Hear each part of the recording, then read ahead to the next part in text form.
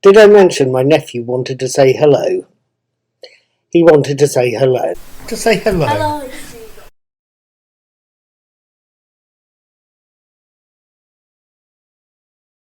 Right then, hello there, good morning, good evening, good afternoon, welcome one and all.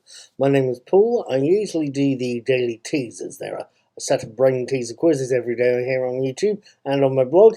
I also talk about movies I've seen. I've caught Dune and Candyman just recently, and they are both pretty damn good. But I also talk about TV shows I've watched. Past 9 weeks or so I've been watching Lovecraft Country, which is really a superb series. I thoroughly urge you watch it. HBO should get the hint and make a second series instead of doing what they actually did and cancel the dratted thing. But I've also wanted to try and persuade my nephew to wander up and say hello. I'll let you tell me how that went. But I also wanted to talk about Series 13 of Doctor Who. Yesterday was Sunday night, and yesterday saw Chapter 2 of Series 13, War of the Sontarans, and I wanted to tell you about it. Chapter 2, War of the Sontarans, opens with a recap of last week's episodes and then shifts to show us the Doctor, Yaz and Dan, Jodie Whittaker, Mandeep Gill and John Bishop landing in a battlefield complete with no functioning memory of how they got away from the rapidly approaching Flux. As the Doctor examines a redcoat's body, she's told off by the local nurse, Mary Seacole, a genuine historical figure played by Sarah Palin there, concerned that they are going to loot the bodies of the Crimean War's fallen. It's only when Yaz hears approaching soldiers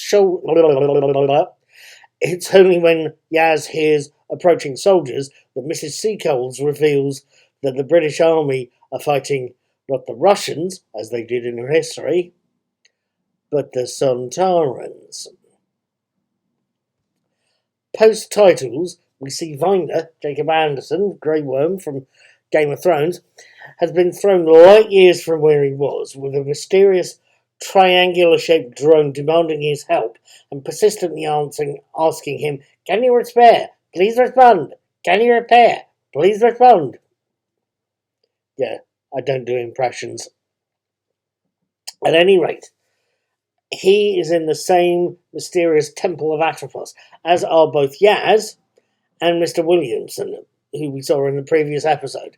The robot guardians are making the same demands of all three of the temple's guests to help the temple's inheritors, the Mori.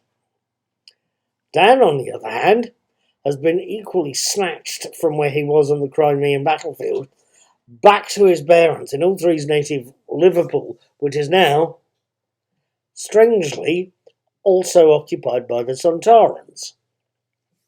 The Doctor herself is still stuck at the Crimean with a TARDIS whose doors have vanished, and after conning a Sontaran prisoner of war, she manages to speak to Skak, or have a parley with Commander Skak, the general in charge of the Sontarans' Crimean front.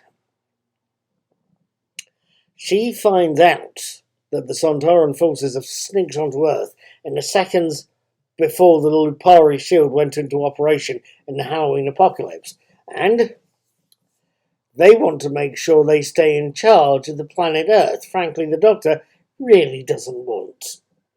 The only thing that could pull the Doctor and Diane out of the Sontaran frying pan is Carvanista, the Lupari, again from the first episode. But even with his help, Yaz is still in trouble. Now, what did I make of War of the Sontarans? I have to admit to a certain amount of disappointment in myself and my own reviewing.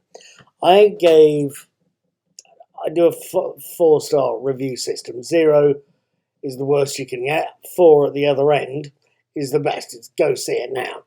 And I gave the Halloween Apocalypse 4 stars last week. I think it's a very strong opening episode and a very good all-round episode.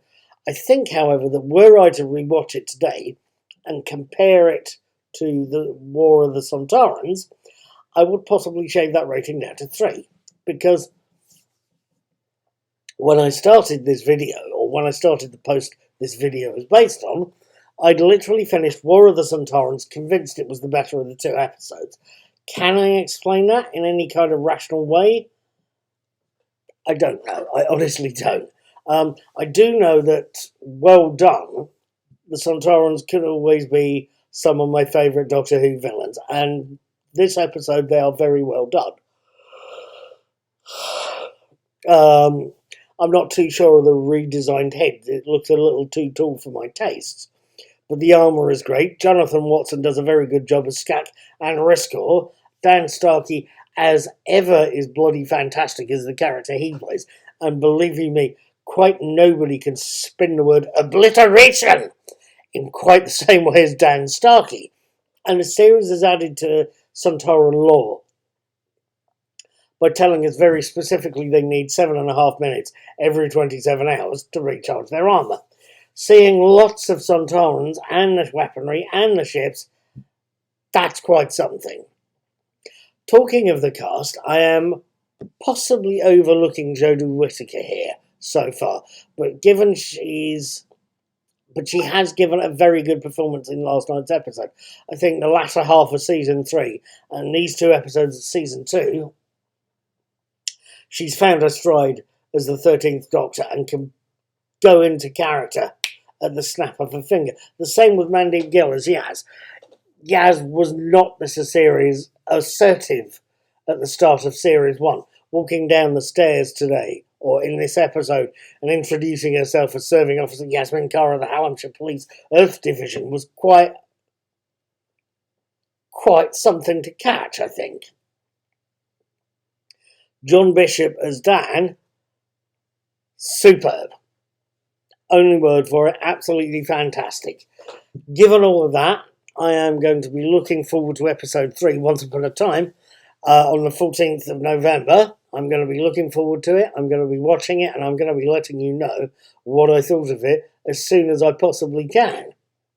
I'll see you next week. I hope you enjoy your week, and if you get the chance, check out my review of the last episode of Lovecraft Country. That'll be going up on Wednesday. Take care, have fun, be good, and don't fall over that Sontaran helmet. There's going to be problems.